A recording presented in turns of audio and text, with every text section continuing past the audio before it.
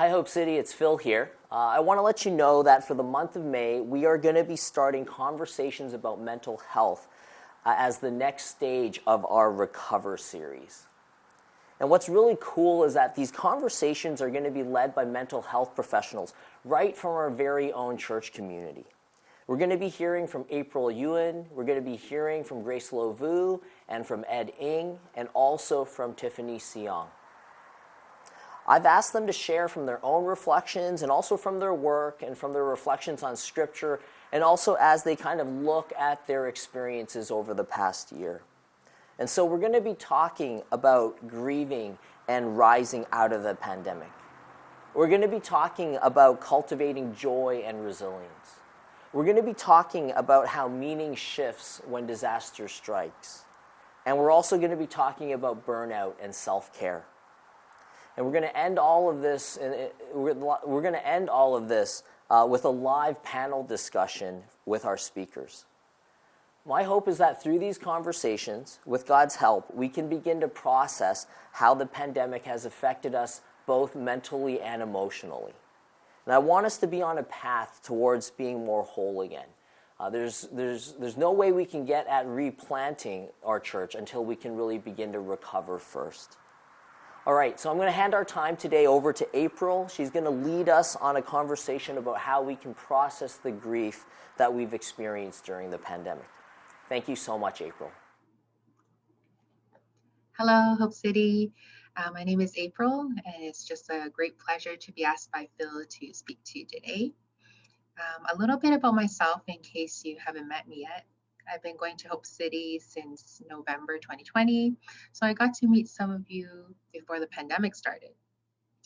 Some of you might know I have a husband named Justin and two little ones. I have Emma, who is turning 4 soon, and Eliel, who is 21 months old. So professionally, I'm actually a counselor for children and youth with mental health issues. And yeah, this pandemic has just been such a toll on everyone's mental health. And certainly we have seen it here at work, where we have a huge spike in the number of cases we're seeing, and also just the severity of cases we're seeing. And yeah, this is just in our community here, but it might be really shocking to hear that we're going from, seeing kids who are maybe just thinking about suicide to, many more who are actually attempting suicide right now. Yeah, so it is a very heavy reality to know. And so in light of that, Phil has asked me to just talk to you today about, how does grieving this pandemic look like, and just maybe how do we even recover from this whole thing? Yeah, so I like to start off with unpacking this by talking about just what are we in really, and naming it. I don't know if you've heard it said this way, but we are in a global crisis right now, and this crisis has left us really traumatized. And if you think about it, just hearing the word pandemic literally gives us a cringe inside, doesn't it?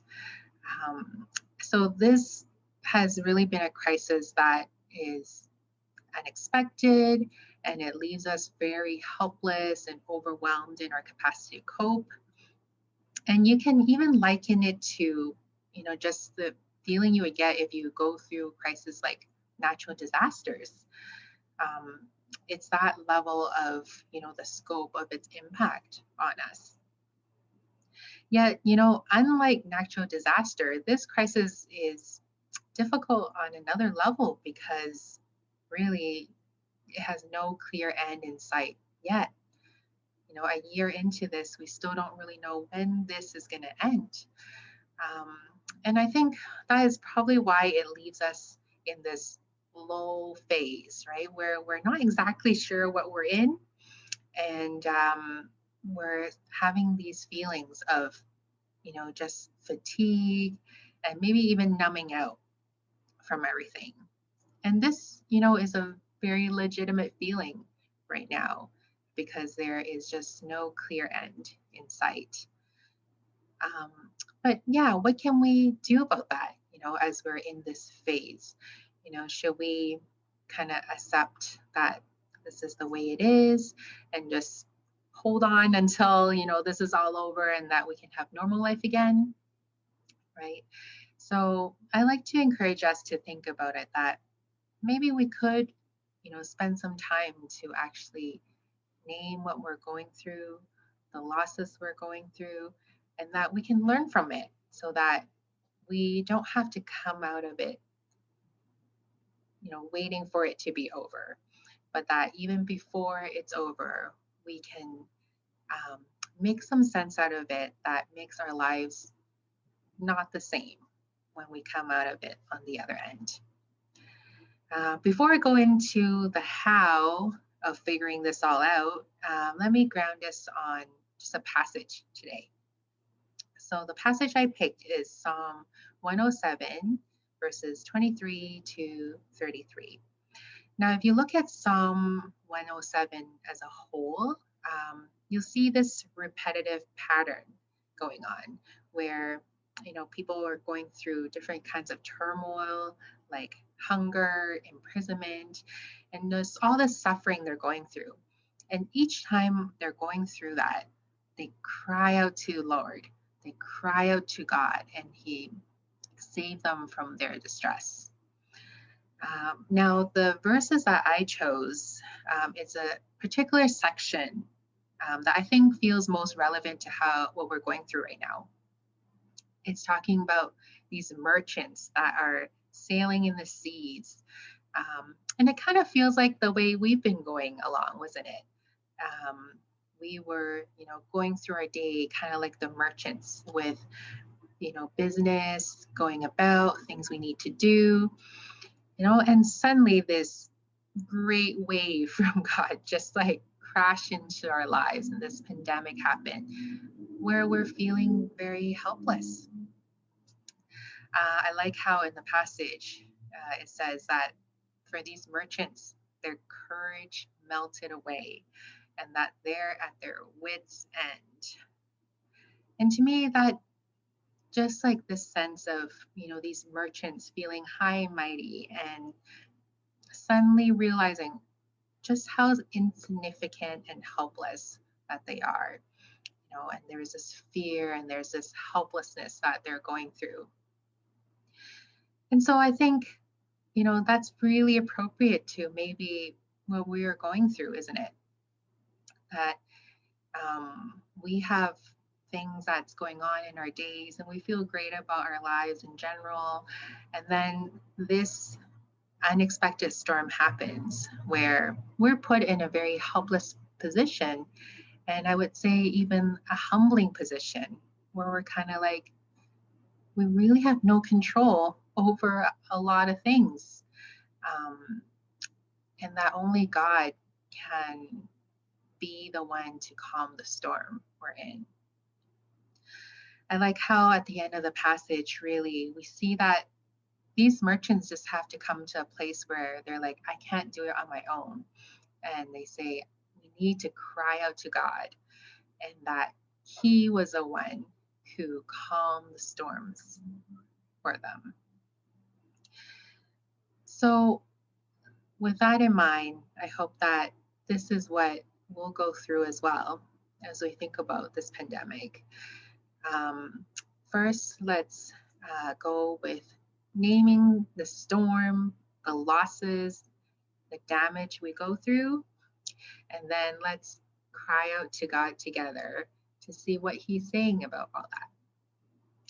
Now, to make it a little bit more down to earth and a little bit more practical, as I wrote out 4 losses that we might have gone through this year with the pandemic. So I've created a chart, and then the 4 losses just very helpfully comes into an acronym called PREP. And credits to Justin, my husband. He's the one who helped me with this acronym. PREP stands for 4 different losses. Okay, so let me go through each one and you can follow along on the chart that I'll provide as well. So the first loss that you might have been going through, um, in the letter P, is protection. So, from the pandemic, feeling the loss of protection and safety. And so, this is, the feeling of, wow, I'm not safe in this world, and my well being is like, I don't know whether I'll be okay. And you might have thoughts of, I need to do everything I can to protect myself. It might result in, a lot of anxiety, a lot of worries, and then behaviors of even just like cleaning a lot and like very nervous, and even difficulty sleeping at night because of this anxiety. So, P for protection is a loss of that psychological safety that we might have, about our lives. Now, R, the second loss might be R for relationships. So, relationships is, that sense of connecting, that kind of support, right? And it can also mean practical support that we need, and also community sense as a whole.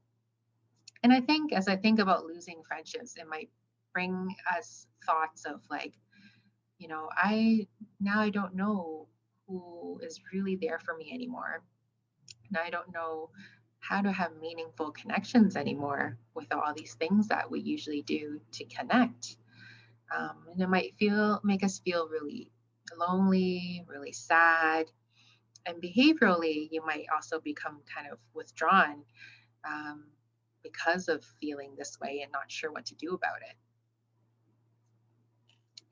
Next, in our acronym PrEP, we have E, and E stands for expectation. So, loss of expectation is a really big topic, but this is basically saying that we lost the sense of what we hope for or what we think should happen in life. So, an example I could think of is things like, say, maybe those who got married this year, like you have a thought of, I expected or I should have this kind of wedding.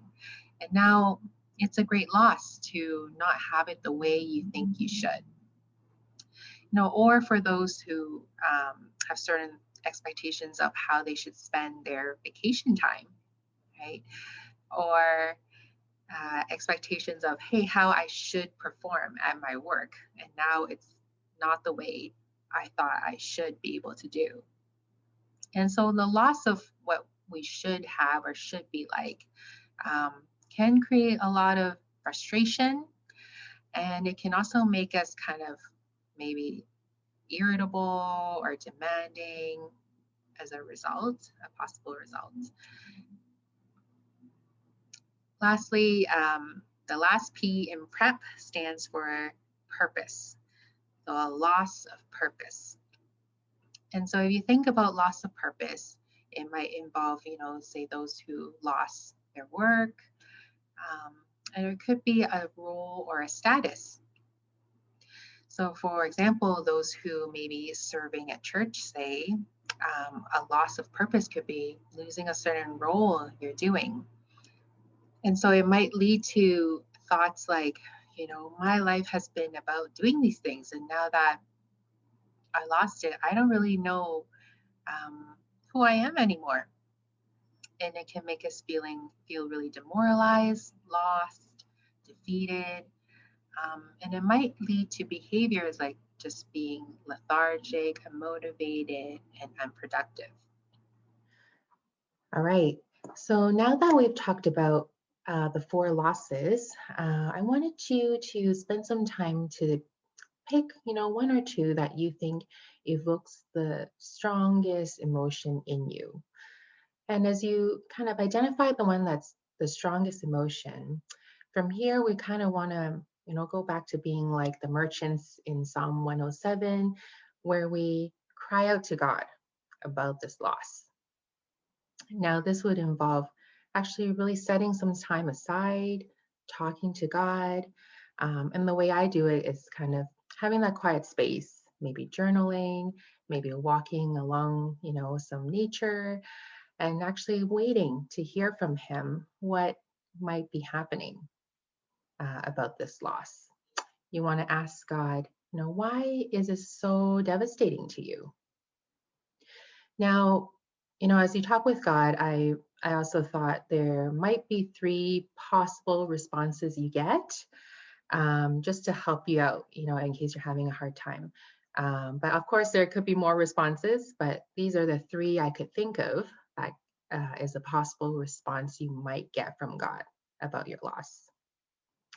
Now, number one is that maybe this loss is a good thing, and it's that it is a good thing. But and then because you lost it, it is something worth grieving about. And this would just mean, talking to God, saying, yeah, this has been a really important thing in my life, and that it is sad right now it's gone. And maybe just talking to God about how can I keep some semblance of this good thing in my life right now. For me, that meant, just finding, one or two of those friends that I just keep connecting with intentionally in order to keep this good thing in my life, even though we couldn't really gather together. Now, the second response is, maybe you'll find out and hear from God that this thing is actually maybe an idol or some kind of barrier that's between you and God. And maybe it is good from this pandemic that it's, being revealed and it can be taken away from you now. It might be something that you've been holding on to as your security, as your identity, rather than God. And if that's the case, just talking to God and being like, yeah, I've been putting this as more important than you. And going to Him saying, I'm going to commit to not going back to relying on this, even as things, return to normal life after this pandemic. So the third response I think you might get from God or could get from God is that maybe this thing you lost has been a distraction. It's been a distraction that you've been using to avoid seeing something underneath. So it could be a good thing, but then you've been putting your attention on that rather than and using that to cover up something you should be looking at. And that through this pandemic, it's good that it's been uncovered and you really had to face the hard things you didn't want to see about yourself. Okay, so in order to make it a little bit more concrete and pull, all this information together, I'll give you two of my examples of what went through for me in the pandemic and what I've been learning from it based on this model. So going through, again, the 4 losses prep, for me, one of the loss is a loss of expectation.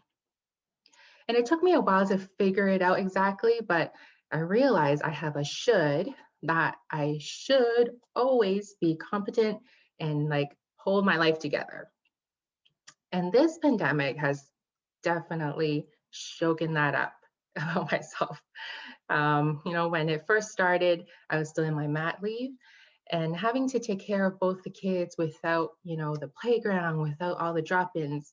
I was just at my wit's end. I was exhausted, very irritable, and felt like a complete mess every single day. It got to a point where one day I was just, crying, and I can't do this anymore. I'm just crying in bed and sobbing, and I just had to, talk to God, going like, don't know what's going on. I'm just complete mess right now. And I was like, God, what, you know, joking with him, like, you can't, what can you do for me? You can't even take care of my kids, right? Like, someone has to take care of them. Not like you can do it, God. But you know what? As I just went to God sobbing, I kind of came to a place where I realized God was actually telling me something. He was saying,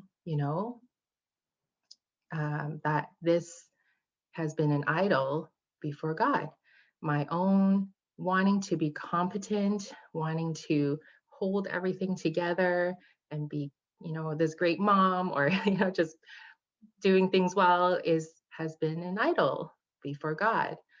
And rarely, or probably never, um, do I ever go to God being completely defeated and helpless. That's probably the first time I've been doing that before God. And so God's saying, good, finally this pandemic has like stripped you of all your competency. And now you're coming before me completely helpless with nothing you can do. And now you can be in my arms like a child. Um, and it's great that you are this mess just before me. Just let me hold you right now. And that was what I received from God. It was incredibly powerful, that I could be like that before God and realize, yeah, I really need to practice this more.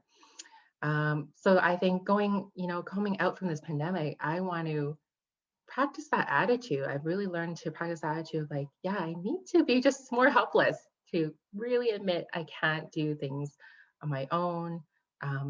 Just this state of complete surrender and yeah, just nothing to offer before God, that kind of feeling. And that's a good thing that God loves to see, and He just wants to hold me in that.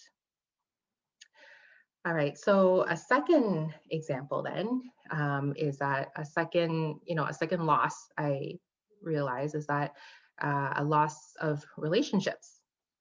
And for me, I mean, it's very obvious with relationship, it is kind of devastating because, Justin and I are quite social. We love talking to people, and suddenly go from, meeting lots of people to nobody. It's a very different kind of life. And then so as I, go to God about, why is it so hard, and maybe it's just the way it is, it's just hard. I realized that actually I've been, the response I got from God was probably number 3 of the 3 responses I was saying, that actually on some level, I've been using relationships as a distraction to cover up something else I didn't want to face. And that is, maybe facing my family. Interesting. So, as much as relationships is a good thing, maybe I've been relying it a lot to, keep busy, keep going, and just have fun, rather than really looking at some of the hard things in maybe my family's life. And it's been really incredible to also realize that um, I need to, coming out from this pandemic, just to attune to that, pay attention to this maybe trap I've been in, and actually pay more attention to my family if there are things going on, rather than kind of defaulting to relationships and maybe ignoring some of the things I should look at. So hopefully these 2 examples are gives you some ideas of how to reflect and process all that's been through for you. And I do hope that, coming out from this pandemic, that you be okay to think about this shaking us up, like this pandemic shaking our lives up, could be a good thing, because from there, our stuck patterns could have a newness. A newness can come for us, so that you could rebuild your life in a different way. The last point I want to mention before I close is that I actually want to challenge us as well to look at not only our own personal grief through this time, our personal loss and grief through this time, but from there also expand our views to the grief that is across the globe. And what I mean is that, going through a loss actually means on some level we have a lot of privilege in the first place, right? If you think about it, you can only lose something because you had the privilege of having it in the first place. So meaning, we had protection, we had relationships, we could meet our expectations, and we had purpose. And And so as you lose them, you realize, actually, I had them in the first place. But then what about those who never had the privilege of having these in the first place? What about those who could never, who I'm thinking about, people around the world who never had a psychological safety or protection because every day they, war-torn countries that they are in fear of their lives every day, even before the pandemic. Um, and so, from there, as you experience what it means to feel a loss, that maybe you could connect even deeper now to those around the world who've been facing loss or not having all along. You know, I hope that this will lead us to cry out in grief, not just for ourselves, but on behalf of our, brothers and sisters around the world, or those around the world, that, and help us, connect with them in a way that we might not have understood before because we haven't experienced losing to this extent before. All right, so hopefully I'm just going to end here with a blessing for you. My blessing for you is from Isaiah 61, verse 3. I pray that, as you go through this pandemic, that you will be comforted in your mourning, that you'll be bestowed a crown of beauty instead of ashes, and that, you wouldn't simply just go back to the life you had before. But I pray that you'll have an even more flourishing life in God because you chose to cry out to him in this crisis and let him refine you in these trials. Amen. Take care, Hope City.